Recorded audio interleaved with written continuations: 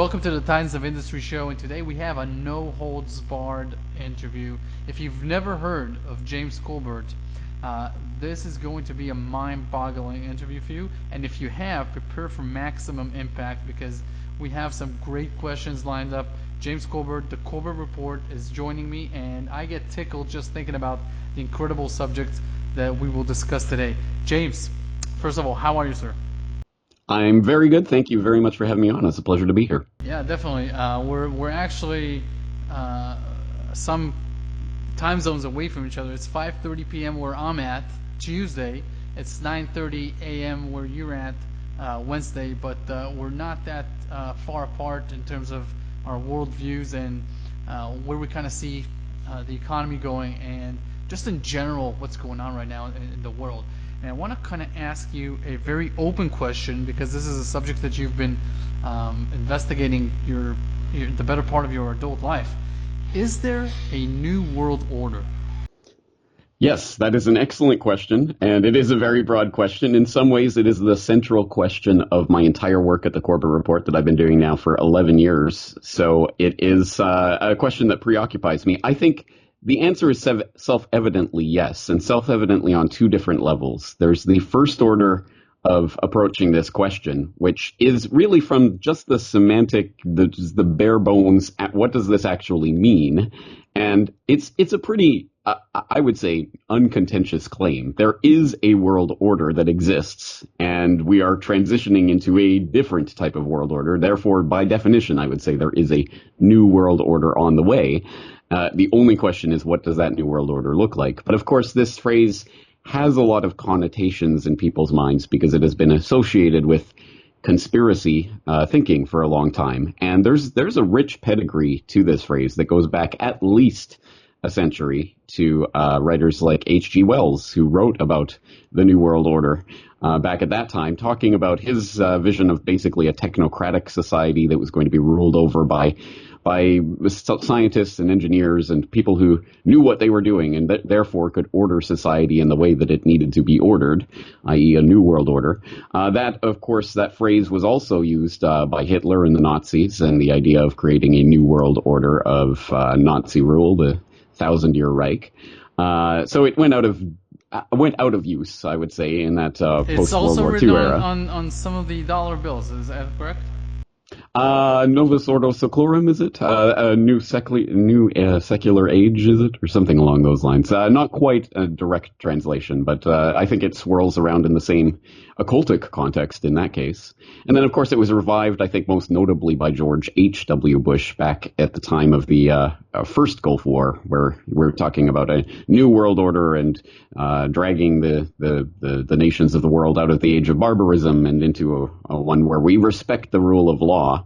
But a lot of people saw some dark undertones in that message. And of course, well, we've seen the way that the world has unfolded since that time. So it has a lot of baggage, this term. And I don't want to make it sound like this term is the be-all and end-all of how to understand the world itself. But again, I think it's uncontentious. We are moving into a new world order. And clearly, we've seen the breakdown of the post-World War II Pax Americana security establishment arrangement that's held for the better part of a century at this point.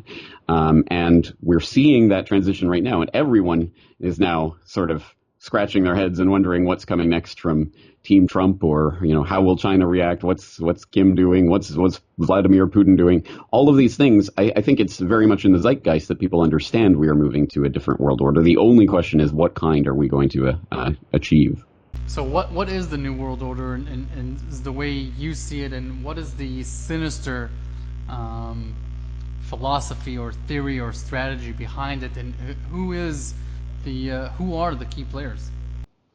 Well, I think essentially the New World Order in the formulation of when it comes out of the mouths of people like George H.W. Bush or what have you is fundamentally it's a globalist ideology which believes in a one world government and achieving a one world government, but not the kind of fluffy, happy, everyone will come together in peace kind of world government that some people I think, still continue to believe when they hear the idea, the mention of that. I think it's more the idea along the lines maybe of what H.G. Wells was proposing, a sort of technocratic state ordered by a very few elite at the top who basically govern and structure society underneath them.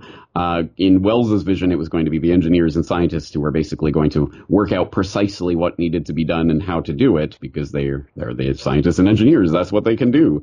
But I think in the globalist mindset of, the Council on Foreign Relations and bodies like this that do exert exorbitant amounts of power over the foreign policy of the United States and thereby the sort of the default world order, this is going to be more ordered and organized by the ultra. I mean, I don't even think wealthy is quite the right word for it, because that implies these are people who, in the end, care about the dollars and cents in their bank account. No, these are the people who I think have their hands on the levers of power to actually, for example, create the money itself, using the U.S. Federal Reserve System or the central banks in the various nations of the Bank for International Settlements order. So there are people who I think are simply lusting after what has always and throughout human history been the goal of every tyrant and every conqueror, which is to create, yes, a world government, or at least a globe-spanning regional government of some sort, depending on what era we're talking about, but under the control of a very few, a ruling oligarchy, essentially. And I think that's the vision we're moving towards. And overlaid on top of that is this technocratic paradigm that is coming into view, whereby we are starting to confront new technologies with autonomous robots and things like this, and constant 24/7 surveillance, and now we're talking about genetic engineering and things that literally would have been impossible to even fathom or even imagine in any other time in human history are now becoming possible in the hands of a very few people who want to control the mass of humanity. I think that's a very scary prospect. And that's the type of new world order that I think we all, or I would imagine 99.99999% of humanity ultimately wants to avoid. Sure. And you know, it's very true that technology, as it advances and becomes, as humans, break more of nature's find out more nature's rules and laws, and find out ways to send satellites to outer space and do all kinds of amazing things. If we don't have the wisdom to use them in the right way, and we use them in the wrong way, and we allow people that have other agendas to have control, then that is a very unique situation that hasn't been the case with rulers of 500, 600, 700 years ago, where they wanted to do something and it would take them a lifetime to achieve. Now you can wipe out countries, nations, continents in a matter of days with some of these weapons that are out there. So definitely more power to the people in power than ever before. What do you make of the race for global dominance between East and West? What's really going on between the U.S. and China, in your opinion? Because obviously China and the U.S. have played this hot potato game where China buys American debt, and in return it allows the U.S. to fund huge deficits and build up China's industrial hub. And it looks like the Chinese no longer need Americans for consumption. They have internal consumption. They can they're moving into a more robust economy, and this is kind of tilting the odds in their favor. They're going to have a bigger GDP in a few years, a bigger military in about 15 to 20 years. Obviously this will impact the dollar, the way that the US can print money. What is really going on behind the scenes? Should we fear a physical war, a cyber war, or are there too many rational heads involved to not take us into any sort of a sustained war environment or a conflict? Well, this is an extremely important and extremely large topic that I've covered at great length for the last several years. I've been looking at the development of this basically rise of the 21st century great power narrative. The 20th century obviously dominated, at least the latter part of the 20th century, dominated by the struggle between the U.S. or Pax Americana and the Soviet Union. And I think the 21st century likely to be dominated by some version of some sort of Cold War between, again, the West generally, however that is defined and probably led by the U.S., at least at this point, versus the rise of China as a competing global power. And we're seeing that in all sorts of different facets, economically and financially, as well as increasingly militarily and geopolitically, with some of the developments, for example, in the South China Sea. So, and I've talked about this before in the context of the parallels that we're seeing to the World War I, where we had the world's indisputable great naval power, the British, who were at that time somewhat waning or flagging in their world conquering status, coming up against a rising power, Germany, and we saw where that ultimately led the world. And I think we're seeing a lot of parallels right now with the sort of waning or flagging American empire and the rise of a Chinese competitor. And that's worrying for a number of reasons, because as you say, of course, military conflict is often, in fact, if we look at this, there's historians have called it the Thucydides trap. And basically, it's every time that there is a rising power that is threatening the dominance of an established power. It's not every single time, but in the vast majority of cases in human history where that has occurred, there has been a great war. So that is the path that we are on. But there is a deeper level of analysis to this, and that's what I get into and try to stress in my work. For example, I did a podcast episode on China and the New World Order. I've written articles on the Great Decoupling, how the West is engineering its own downfall, and phony opposition, the truth about the BRICS. Essentially, I think that there is a deeper level here in which, yes, there is a sort of chess game that's going on between the U.S. and China right now, and they're struggling for dominance militarily and economically and geopolitically. But there is a level in which these two powers are connected, or they are conspiring behind the scenes. And I talk about that in the Chinese example specifically in great detail in my China and the New World Order podcast, where I talk about, for example, I mean, obviously the opening of relations under Nixon was essentially spearheaded by Henry Kissinger, who of course preceded Nixon to China in 1971, Kissinger acting as the emissary of David Rockefeller. The Rockefellers having a long history in China specifically, going back over a century, where they've been heavily invested in that country in various ways. And then it was no surprise, really, that during the capitalist road era of Deng Xiaoping back in the late 70s, early 80s, was again spearheaded by the Rockefellers with Rong Yi-ren, the chairman of CITIC, meeting with David Rockefeller in Manhattan at the Chase Manhattan Bank complex in 1980 to basically hammer out an agreement between Chase and CITIC and the Bank of China and the various specialists and technical personnel who were there to try to hammer out various economic, first financial and then economic arrangements between the U.S. and China. And from that point, we saw the rise, the development of China on the path that it's at now. It's not that China just suddenly became a world economic power. It's been carefully constructed over the past few decades. And people have some sense of that. They've, of course, seen the outsourcing of American industry to China as part of this, and that's what obviously these trade war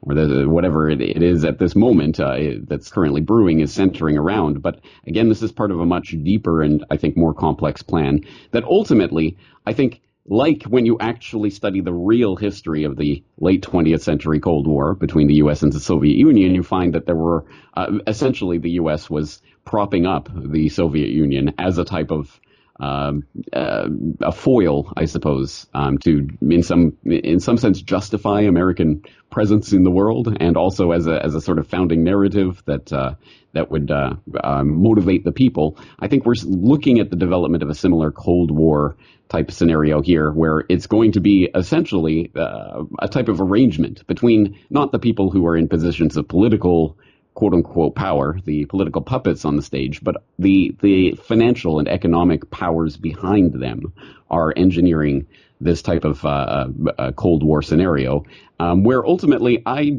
am not sure. I don't think at this point it even particularly matters to these people in positions of power whether or not the power ends up in the U.S., staying in the U.S., or whether the center of global power actually shifts to China. In fact, we've seen a lot of preparations by people like George Soros and Maurice Strong, for example, moving to China at the end of his life as a good globalist puppet for the United Nations. So we've seen a lot of maneuvers to basically position China into the position it's in right now. And I think that's the more important aspect of all of this, because yes, there are struggles taking place, and those very well could lead to real military actions, as they did, for example, in World War One. But I think ultimately at the higher order, the higher level of this, there's a lot of conspiring going on that in fact is putting China into this position to be a challenge to U.S. hegemony. Now, we'll get later to discuss more about how powerful or how dominant one family like the Rockefeller can be in shifting world events, because many people have different views with regards to how powerful can one family or can just a few people be in really dictating world events. And I think it's very important to get your take on this. But before we do that, can I ask you about manipulations and some ideas that people have that the U.S. elections, for example, could be rigged or manipulated somehow in terms of even the ballots? And the same question applies to the gold trading manipulation scheme or the price suppression schemes that people have been talking about for years. Is this, how real is it, and to what extent have you found proof of both? Well, I think it's, again, this is one of those things where we just have to apply a tiny bit of common sense. We know that corporations are willing to spend all sorts of money and do all sorts of things to ensure their market dominance going forward. So it would be pretty almost unfathomable that something as important, or at least seemingly important, as who is in the position of political power in the country at any given time would be left up completely to chance, and there would be no involvement of any outside interests in making sure that it went one way or another. I think that would be extremely naive, just from that level of sort of a priori analysis. When you actually look into it, and you look into, for example, the voting machine technology, there's been obviously a lot of work on this in the last decade or two, but of course we've even had whistleblowers talking about how they helped to rig the elections in various ways for various candidates. And I can't remember the name of probably the most famous whistleblower off the top of my head, but I do remember the court testimony. I can even see it in my head. It's on YouTube somewhere, where he's talking about how he helped to rig the voting machines for a candidate, I believe in the 2004 federal elections, but I'd have to review all that. I have talked about it before on my site. So there are a lot of ways that voting and elections can and are manipulated. And gold price manipulation is, again, something that I've talked about quite a bit in the past. Essentially, it boils down to the difference between actual, real, physical, in-your-hand gold and the paper gold, which is being traded as basically symbols of that money. And that discrepancy accounts for the ability to push down prices at any given time. I did interview Bill Murphy of Gata.org on this subject, but that was 8 years ago now. Now that I'm looking at my archive, it's been 8 years since I talked to him, so maybe that conversation needs updating, but I think the fundamental principles are still there. And at that time, we were talking about the JP Morgan manipulation of the gold market that was being exposed by whistleblower Andrew Maguire, who I believe, if memory serves correctly, was hit by a car in London shortly after becoming a whistleblower in a interesting quote-unquote accident. So these are the types of things that happen to people who try to expose the ways that the big money powers manipulate the markets. But again, I think there's no question. In fact, just in the last few years, we've seen, of course, the actual London gold fix, which is what it was literally called, coming into disrepute because of the way they were, gasp, shock, horror, who would have guessed it, fixing the gold market. So again, this type of manipulation isn't even conspiracy theory anymore. It's really proven conspiracy fact. Very interesting. Okay, let's jump into the hottest term, obviously, in 2018 and starting back in 2017, and it's called the deep state. What do you see is the deep state? What is it to you? Yes, that's a good question because I think what it is to me is probably different than the way that it's being used in the mainstream right now. I wrote about this in January of 2016 because at that time I was seeing the term deep state coming up over and over in a lot of surprisingly mainstream sources. There was a book, Deep State Inside the Government Secrecy Industry. There was a book called The Deep State, The Fall of the Constitution and the Rise of a Shadow Government.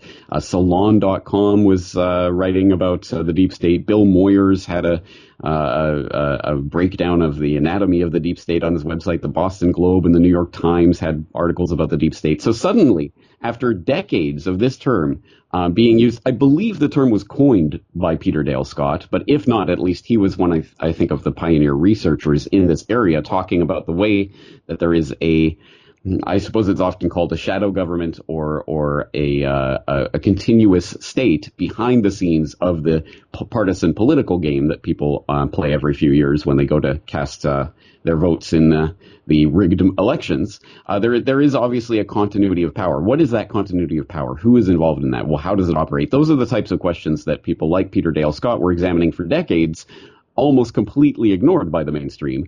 Suddenly, in the last couple of years, we've seen this term become a mainstream term, but unfortunately, it's specifically in the context, I think, of this Trump presidency, and is the Trump administration fighting the deep state, or are they part of the deep state, or what's going on here? And I think that boils it down to altogether too simplistic a thing. I think ultimately the deep state does exist. Absolutely, it does exist, as do deep events, which is what Peter Dale Scott terms such events as JFK assassination or the 9/11 events.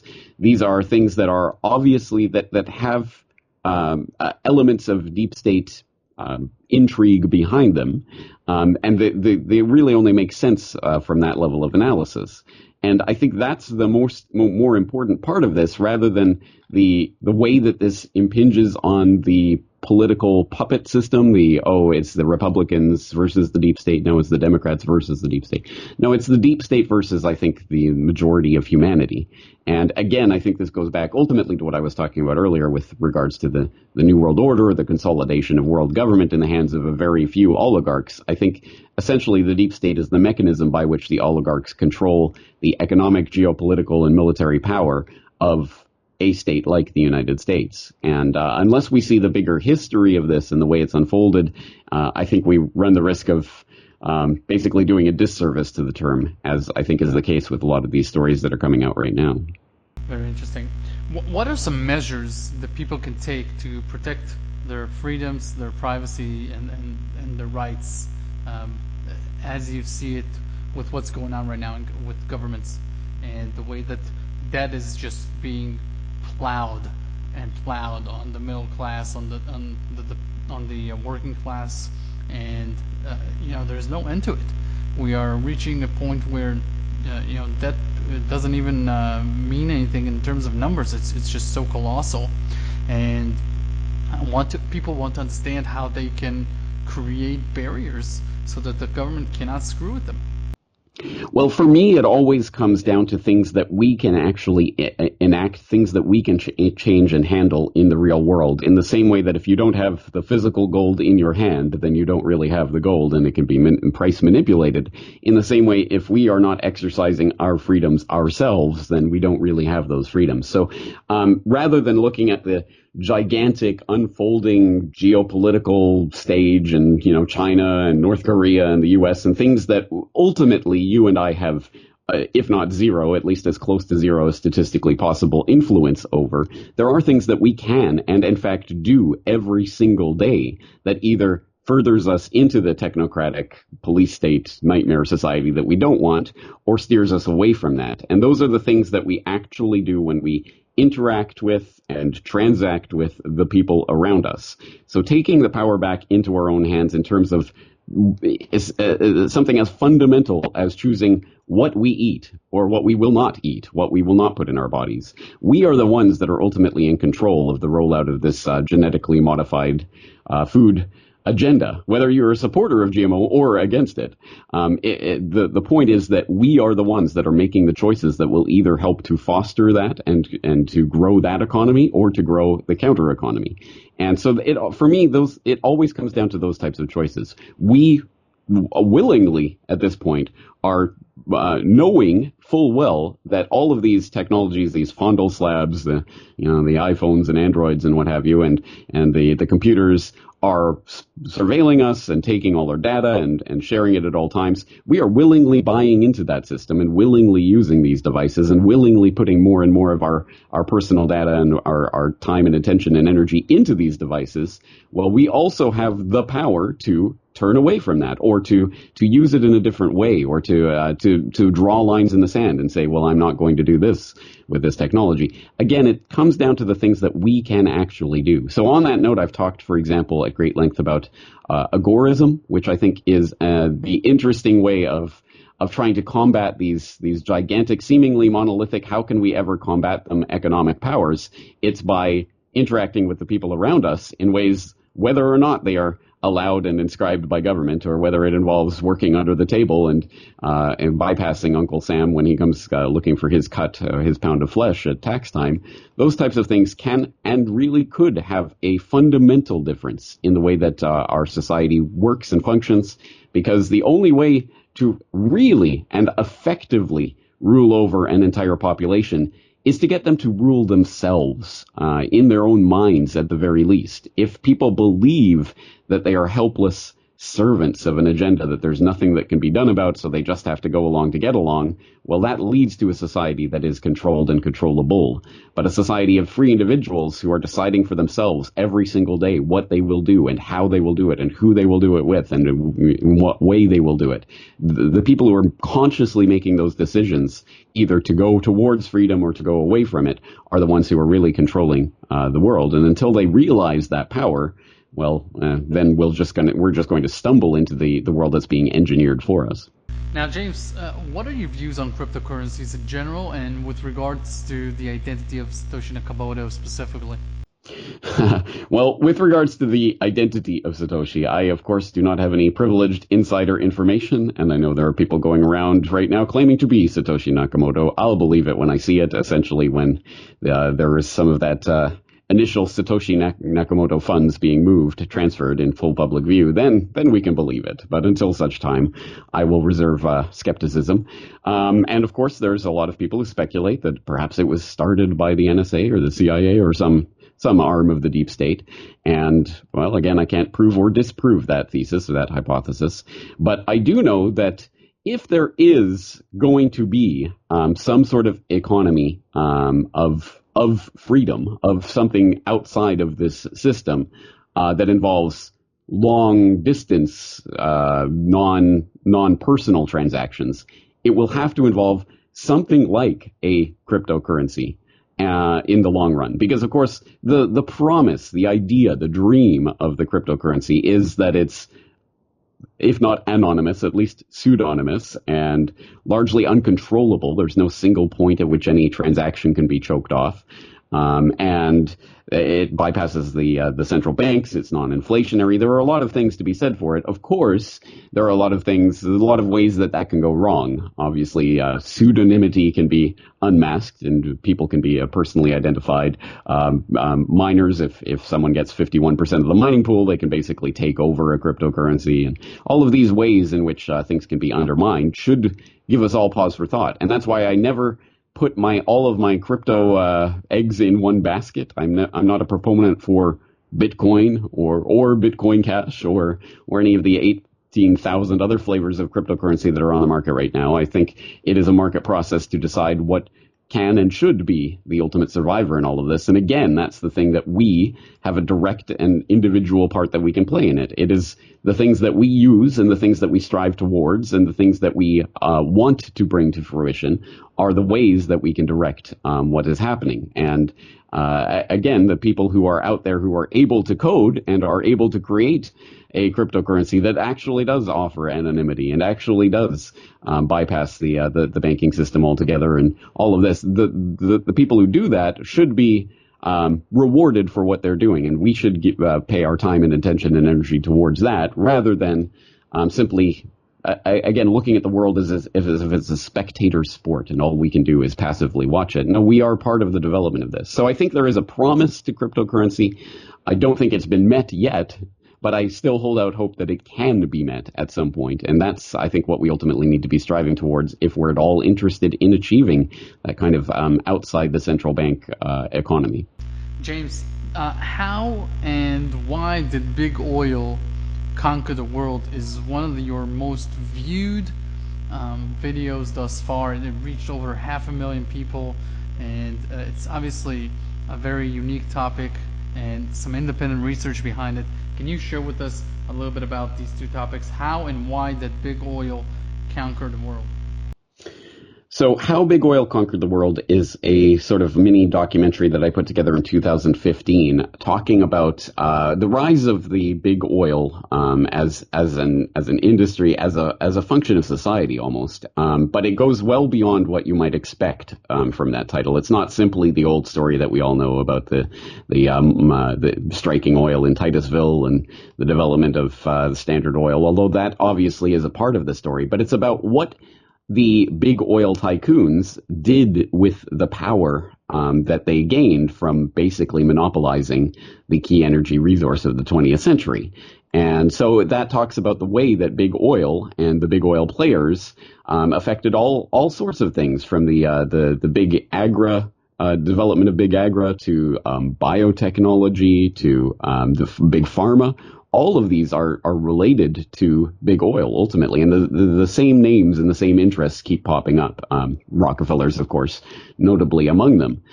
So that was what How Big Oil Conquered the World was about, and I think it explored it in some interesting ways that got a lot of attention. The 2017 follow-up, Why Big Oil Conquered the World, is about where things are going from here, because the interesting thing is we are moving towards, as we're being told on the nightly news on a frequent basis now, we're moving towards the post-carbon society. Now we're beyond big oil, and big oil is waning, and there's still oil and oil geopolitics and things that go on, but we are moving towards this new economy that's going to be about green technology or what have you.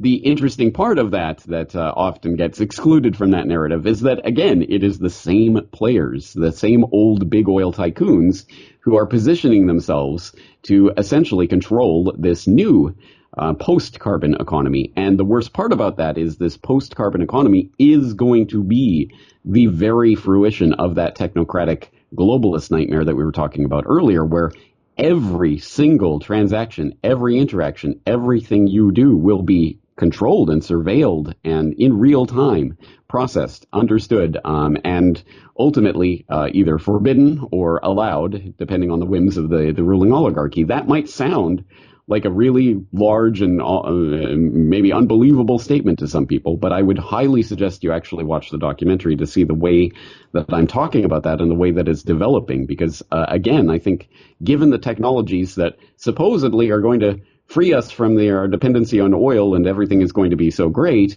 I think that there's very much a double-edged sword that comes with that, and that sword is being wielded to strike against the population and against freedom and privacy. And that's ultimately, again, I think part of the long-term plan of the big oil families, which never really cared about oil per se. I think they cared about the wealth and the power, more importantly, that comes along with that wealth. And if they can transition off of the oil economy onto a different economy that gives them even more power over the general population, you can bet your bottom dollar that they will do so. And I think that's exactly what's happening. James, last question. Is there a powerful family construct behind many of the world's events? And if so, who are they? I mean, we've heard many of the talks over the years regarding either the aristocracy of the UK, meaning their queen and the royal family. We've heard about the Rothschilds, the Rockefellers. Is that all speculation? Is that real? How real is it from what you've seen in your research with regards to some families having insane power? Well, you ask if there is a family dynasty, and I know you didn't mean it in this way, but of course I'd like to stipulate, well, no, I don't think there is a family, ruling family. I think there are ruling families, yes, certainly. I think there are certainly people and families in which an incredible, almost unthinkable amount of wealth and power are concentrated. And some of the most, I think, well-known of those would, of course, include the Rothschilds and the Rockefellers and the royal families. And of course, there has always been and continues to be speculation, I think healthy speculation, that, well, if we know their name, they're probably not at the top of the power pyramid. The real controllers probably are people whose names you've never heard of by design. So I think that's again, speculation that needs to be more thoroughly fleshed out. And but I think the underlying point is that there is certainly immense amounts of power and wealth that are concentrated in the hands of a few ruling oligarchs. But I don't want that to become the simplistic, there are, X number of families, they control the world, and they dictate every single thing that happens in the world, and everything is going according to their plan, because I think that's kind of the comic book version of all of this that, again, I think has been implanted in us by popular culture entertainment, like comic books themselves and movies and other things that give us that extremely simplistic explanation. I think in reality, it's a much messier thing. In fact, I don't think it's the deep state, for example. I think there are deep states, or at least warring factions within the deep state. And there really are differences of opinion amongst different oligarchs that are seeking to influence and direct society this way and that. And I think that's another aspect of this that's important. I don't think there are people who literally control every single thing that happens in the world, so much as there are people who are trying to steer the change that is just a natural part of existence. There is change happening in society at any given time. I think there are people who are trying to steer that in one way or another. And obviously, with enough wealth and enough geopolitical power, that can be done more or less easily. But still, I think when we take it as just there are controlling families that control everything, again, that takes the agency out of anything we do. And all we are is just, I guess, puppets to be puppeteered by the string pullers that we don't know and can't do anything about. And if that was my ideology, I would just, I guess, lay down and die, because what's the point? Who cares if there's truly nothing we can do? No, we do have agency in helping to direct which way society will ultimately go. And I think that's where my interest more lies, more than trying to identify, it is this family that controls everything, because A, I don't quite believe it's that simplistic, but B, also, again, it takes the agency out of us. We have a role to play in the development of the world, and it is, I think, a billion times better, more productive, and more effective for me to concentrate on, well, what can I be doing in my actual really day-to-day life to actually help change, maybe not change the world, but at least change my world for the better, if you understand what I'm trying to say there. What can I be doing? I think that's the fundamental question. Yeah, and James, I couldn't agree with you more, because when I founded Wealth Research Group 3 years ago, it was because of my passion to reach a wider audience of people, specifically investors and savers, and help them build a financial fortress of assets so that no government can ever screw with them, and that they can live an amazing life right now. You don't have to wait till you're 65 and older to live a good life. You can do it right now, and you can lead by example and kind of lead the change in your own environment, and that will trickle into a bigger world picture. And I think what you're saying, that we have a lot of control, is very true. In terms of my nutrition, my sleeping habits, where I choose to spend my time, what I choose to do with it, what I choose to... Even what you choose to concentrate on can be such a big part of that, because when we are directing our time and energies towards something, that inevitably makes it bigger. If we spend all our time warring with the deep state in whatever sense, then the deep state gets more power because it controls our minds in that sense. And I'd just like to make the final point that I think, again, that is another point in which we've been programmed by our cultural programming to expect that this is a battle where we are going into battle against some big dragon and we have to slay the dragon. How do you do that? Well, you cut off its head. So you have to, the way to win is to identify, to find the dragon, identify the head, and cut it off, and then everything will be better. That is comic book nonsense. That is not the way things work in the real world. And I think the real point is not to to war against some system that's oppressing you. That isn't the point of this. It is to create a system that you want to exist in the world. That is the real way out of this, not to try to spend all our time directing our energy toward the beast, but simply to take our energy away from the beast and to create our own table where we are doing our own thing and we don't have to worry about what the beast is doing. That is my vision of what ultimately the winning strategy looks like. Sure, I couldn't agree more. Again, and that is evolution, just evolving primarily independently on your own personal initiative, and systems and institutions and whatever it is, they simply have to falter because there's nothing to hold them anymore, like it did before. James, I really want to thank you for taking the time to do this interview, and I want to ask you, where can people check out more of your work? My work is available for free at corbettreport.com. That's CORBETT report.com. There's 11 years worth of interviews and videos and podcasts now, literally thousands and thousands of hours of free audio and video. That's basically a research tool. I hope people will use it as such, and if it helps you in your research, please do consider subscribing to my website as little as $1 a month. James Corbett, thank you very much for taking the time. Thank you for having me.